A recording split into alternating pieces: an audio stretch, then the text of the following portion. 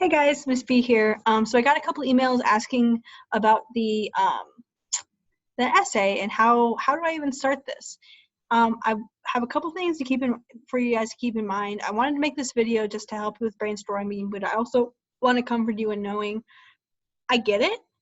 Okay, we're not in class. You don't have instruction. You don't have peers to bounce things off on. It's a weird time, so know that I'm not going to be brutal. Okay, I'm not going to be awfully mean to you guys about these papers, and a couple of people have already handed them in, and I'm gonna just for you guys' ease, if I give you information during this video that is contradictory to the essays you've already handed in, don't worry about it. Okay, I'm gonna wait for all of those to get turned in before I grade them, but you know what, I'm empathetic. Okay, I'm on your team, so don't fret about this. Okay, it's just I want this to be an enjoyable and exploratory experience for you guys, so don't fret about it, okay? So with that, I'm going to start this video about brainstorming. So first, let's look at the prompt. Now, I've done a little bit of highlighting on this prompt. Let me share my screen real quick. Sorry, I'm doing this on Zoom, so I can share my screen and record it. So that's why the video quality is not awesome, but just know that that's what I'm doing. So here we have the prompts, okay? Oh. 1 second. Okay, we're okay. Here we have the prompts. So we're going to talk about this requirement section at the end, but I wanted to just quick go over these. So we all know the tricks for like word problems that we're doing in math. Like we gotta look for the keywords. It's the same exact thing when you're looking at prompts, okay, for a writing assignment. So we have these 4 prompts, and although they're long and they seem like there's a lot of information in them that we need to know, there's keywords you gotta look for. So I've modeled this here of like the words I think are important for each of these prompts, and I'm going to go over the first 2, and then from there you'll kind of understand what I do when I'm looking at prompts. Okay, so revenge is arrived throughout Hamlet. Cite the numerous incidences of revenge, whether or not each was justified, and whether revenge in of itself is a good thing or a bad thing. So what I highlighted there is I know this one's about revenge. I know that I need to highlight the incidences of revenge. I know I need to say whether or not it was justified. I also need to say whether or not it was a good thing or a bad thing and why. Okay, so when you see why in a prompt, that always needs to be answered. The why, the how, the what, the when. Okay, so if I were to break down this first prompt into a 5-paragraph essay, I'd make sure to write an essay about the instances of revenge. Okay, I know I need to focus on whether or not they were justified, and I also need to justify whether or not revenge is a good thing or a bad thing and why. So if I was writing a 5-paragraph essay with 3 body paragraphs, I'd have one about the instances of revenge, I'd have one about how it's justified or not, and I'd have one if it's a good thing or a bad thing. Okay, so we're going to move on to the B now. So consider Rosencrantz and Guildenstern's role in the play. Why might Shakespeare have created characters like this? Are they there for comic relief, or do they serve a more serious purpose? Why does the news of their deaths come only after the deaths of the royal family in Act 5, as if the news were not anticlimactic? Is it acceptable for Hamlet to treat them as he does? Why or why not? So I highlighted that this one's about Rosencrantz and Guildenstern's role. Why does Shakespeare have them as characters? Are they comic relief, or are they a more serious purpose? Why is their death said after the royal family, as if it's not anticlimactic? And is it acceptable for Hamlet to treat them the way he does? So we know that it's about Rosencrantz and Guildenstern. Okay, so we need to answer why Shakespeare uses them as characters. Are they comic relief, or are they a more serious purpose? Why does Shakespeare write their death after the death of the royal family? As if it's not, like, as if it's a bigger deal than the royal family dying? And is it acceptable for Hamlet to treat them the way he does? So there's 4 major points. Now you could argue that maybe the comic relief one and the anticlimactic one can be together. You can write all 4. It's really up to you, but we know that there's 4 major points within this within this prompt. So you got to, that's what you got to do. You got to find the points within each prompt. We'll just quickly go through the other two. So Shakespeare includes characters in Hamlet who are obviously foils to Hamlet, including most obviously Horatio, Fortinbras, Claudius, and Laertes. Compare and contrast Hamlet with each of these characters. How are they alike? How are they different? How does each respond to the crises which he has faced? So in this one, you'd identify a foil to Hamlet. You would say, how are they alike? You would say, how are they different? And then how do they respond to the crises that they face? So there's three major parts to that. So let's say you're writing about Fortinbras. How are Fortinbras and Hamlet alike? How are they different? How do each of them individually deal with crises that they are faced with, okay? And you're going to use textual evidence, obviously, for all of these. D, suicide is an important theme in Hamlet. Discuss how the play treats the idea of suicide morally, religiously, and aesthetically, with particular attention to Hamlet's two important statements about suicide. And then it talks about the two soliloquies. Why does Hamlet believe that although capable of suicide, most humans choose to live despite the cruelty, pain, and injustice of the world? So we know in that this one's going to be about suicide. So we know one, how does Shakespeare treat the idea of suicide morally, religiously, and aesthetically? And then we need to also, within that, talk about the two soliloquies that are about suicide that Hamlet gives. Oh, that is too solid flesh would melt, and to be or not to be soliloquy. And then it marks where those soliloquies are. And so we need to know, how does it treat it morally, religiously, and aesthetically? Why does Hamlet believe that most humans choose to live despite the cruelty, pain, and injustice of the world? So there's two really major ones. Those can obviously be broken down, and that's, up to you.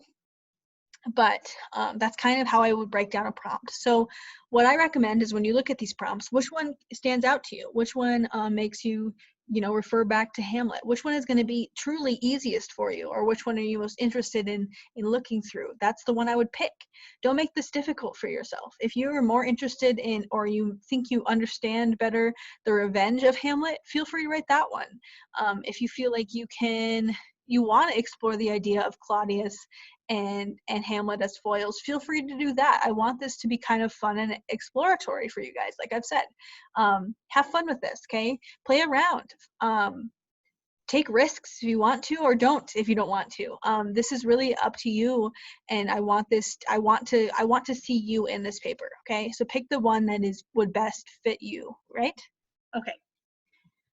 So now we're going to move on to the PowerPoint. Let me stop sharing my screen so then I can share the correct one, because I made a mistake last time. But we're going to go to this PowerPoint, and we're going to go over some brainstorming activities. Oh.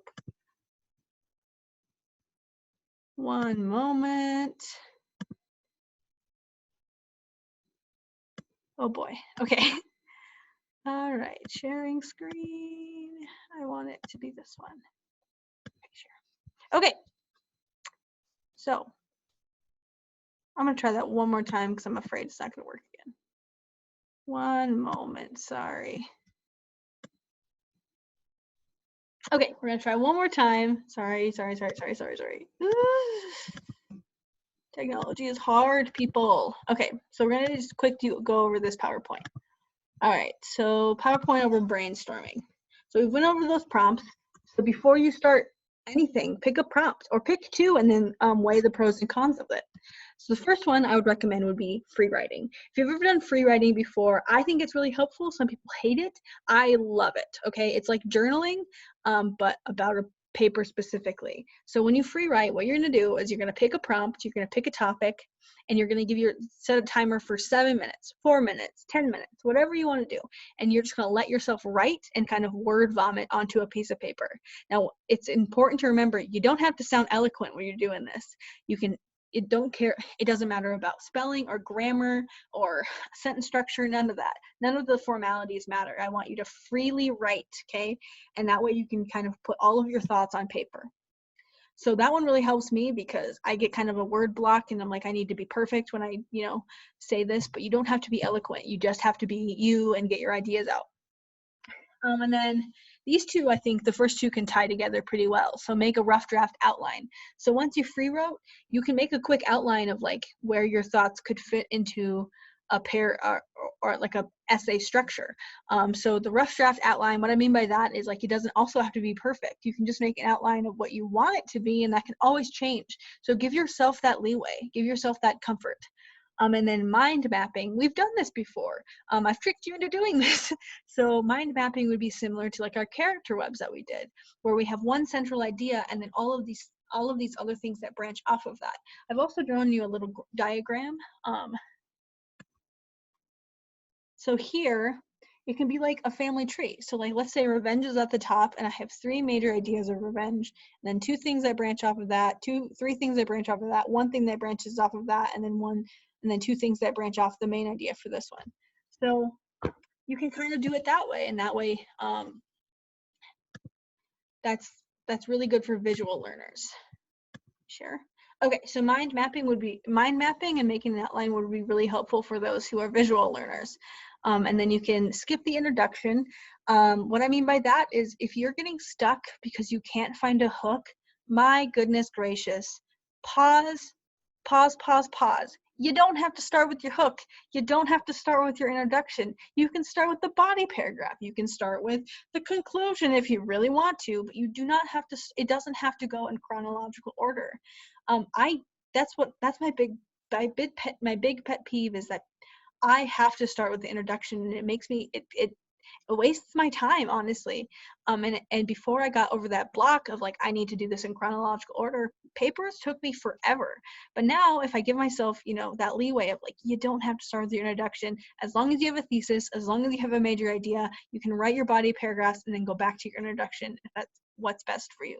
Of course, if starting with your introduction works for you, go ahead. I'm not saying don't start with the introduction, but feel free to skip it for now and then go back and write it later. And then my 5th point is kind of like, I've tried all of these. I can't figure it out. I don't know what prompt I want to write. This is super hard. Miss B, please help me. Do this. Look at the prompts, watch a video, decide from there. Pick which prompt is going to fit best with you.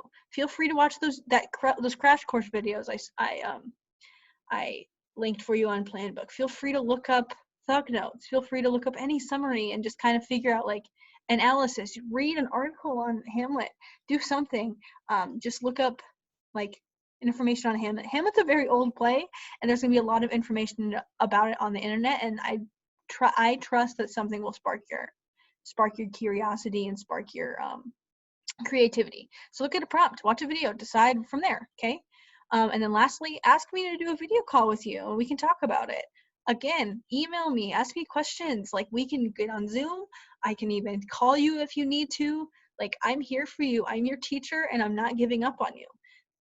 Regardless of this kind of being a weird time and like not exactly what we all planned, I'm here for you and I want to help you. So please let me help you if you need it. Okay. So that's kind of what I have from there.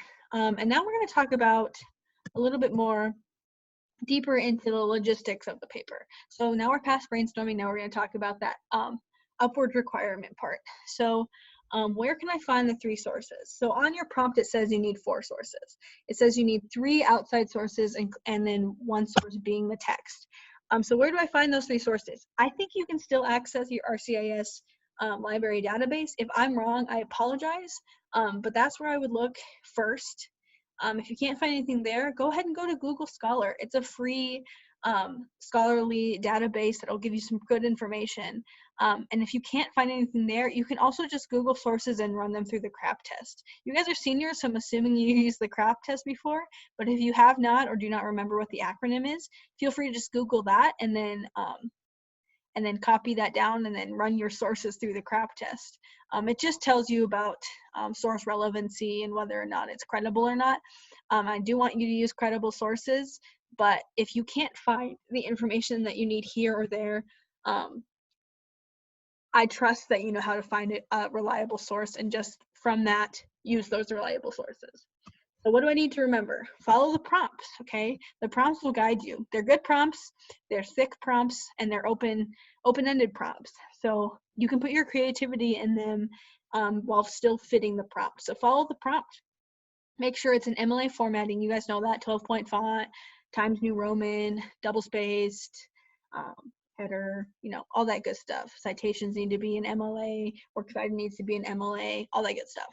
So now you need 4 sources, and this includes your text. This includes Helmet and then 3 outside sources. So when you find your sources, or when you find your topic, find those sources and then just incorporate those in your paper.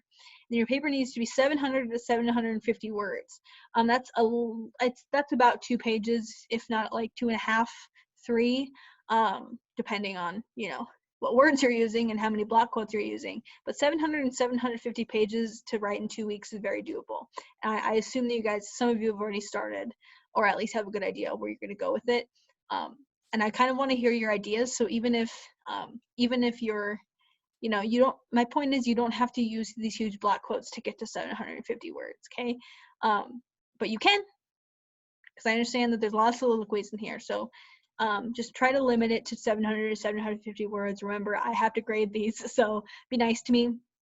So that's kind of where that is right now. I just wanted to make this quick video for you guys because I understand that some Zoom or some people are a little confused, and that's totally fine. I'm here for you guys. So that's kind of the end there. I'll stop sharing my screen. So yeah, I can make these videos for you guys whenever you need them. But as of right now, I'm gonna wait until after spring break to start making videos for you guys. Somebody mentioned that they would really like to have Zoom meetings. If that's something you guys are interested in, I would love that. I would love to be able to meet with you guys on Zoom, maybe once a week, and just kind of talk about the text, because I don't know if I would like to read 12th Night by myself and try to comprehend it without a little help. And I really cherish the time we've had together, and we've all had the ability to kind of connect and make like a synchronous little classroom, okay? So I think it would be a really good idea.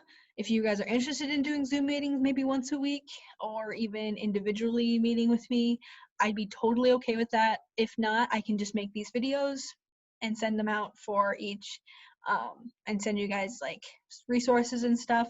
We'll figure it out, but please feel free to send me your suggestions over email. But as of right now, just all you gotta focus on is writing that essay, okay? And somebody also mentioned, because I'm an airhead, that I put Tuesday, April 15th, but that's a Wednesday. So the first Zoom meeting that I put in the Google form is gonna be Tuesday, April 14th. So disregard me saying the 15th over and over and over again in the last video. It's the 14th. And also fill out that Google form as soon as you can. Okay, that's kind of all I really have to say right now. I hope you guys are, you know, holding up and you're doing well, and I'm missing you all, and I'm looking forward to reading your papers. So with that, I hope you have a good evening, and I'll talk to you guys later. Bye.